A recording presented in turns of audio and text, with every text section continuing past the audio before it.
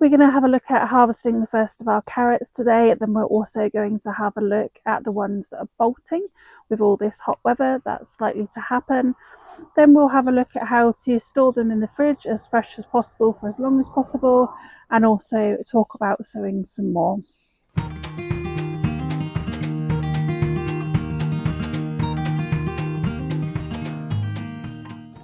If you haven't sown any at all yet, then don't worry, there is still time to join in. You can still sow them outside up till July, I find works well for me, but also you might find, depending where you are, that later into August might work. But if you have got an undercover space, then into September is also an option there. Do check out video 1, which goes over the different types of carrots and all the information that you need to join in. Let me know if you'd like the link for the newsletter or for that video, and that will give you all the information that you need. This is the bed with our early varieties. So these are a variety called Solvita, and they are just starting. We'll have a look in a second to show the tops of the carrots, which is a really good indication that they're going to be ready to start harvesting. And then beside these, I've actually got some that are starting to bolt. So you can tell that they're starting to bolt because you get one main stem that will start making its way up out of the carrot. And then at the top of that, what we will start to find is a flower head as well.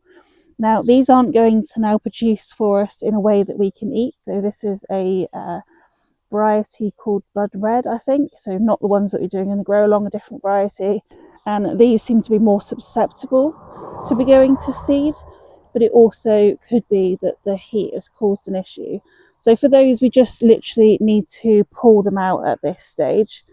So I'm just going to make my way down the stem and just lift them.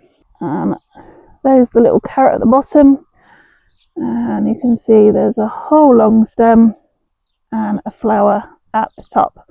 So those aren't going to produce carrots for us now, sadly. You can definitely save these plants to let them flower. If you have room, then I definitely would do that for the pollinators. However, they aren't going to be suitable for saving seeds from, because the seeds would just likely to be bolting as well. They're going to take that characteristic, which is not what we want. We want second year plants to save from, because these are biennials. So for the carrots that we're going to pull, we're looking at there being a decent size of the carrot starting to grow above the level of compost. And then once it's got to a decent size round as well, we can push down and then gently pull up. Oh, there we go, that one's forked. That can happen when they hit a stone. It could also be due to stress, but hopefully plenty of these haven't. So we're going to harvest a couple more. The next one I'm going to pull is this one back here, and I can already see this one has splits. Once again, I'm pushing down and then pulling up. So that one was going to be a nice good carrot that's straight. Splitting is caused by a sudden amount of water, so probably to do with the heat as well at the moment. I'm going to pull just one more of these ones, so down and pull up. There we go, that's a really nice one there. And then over here we've got our main crops, so the Milan variety.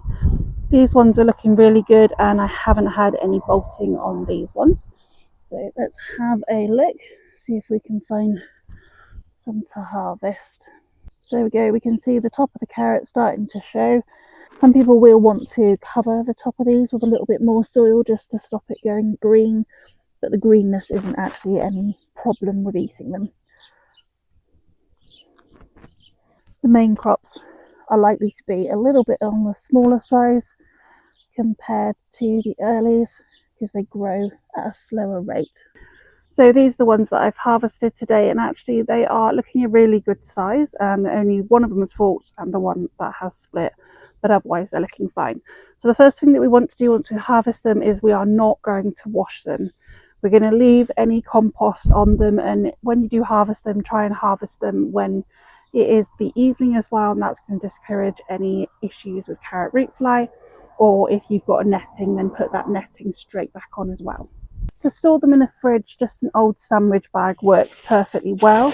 We've got the option of leaving the leaves on, or we can take the leaves off. That will really depend whether or not you're leaving them in there for any longer than a few days. If you are leaving them in there for up to a week or two, then I would take the leaves off, and that's just going to help them stay fresher, because sometimes the leaves can actually take the freshness out of the carrots. Don't forget, you can also use the carrot tops for carrot top pesto, or just pop them in the compost depending what you want to do.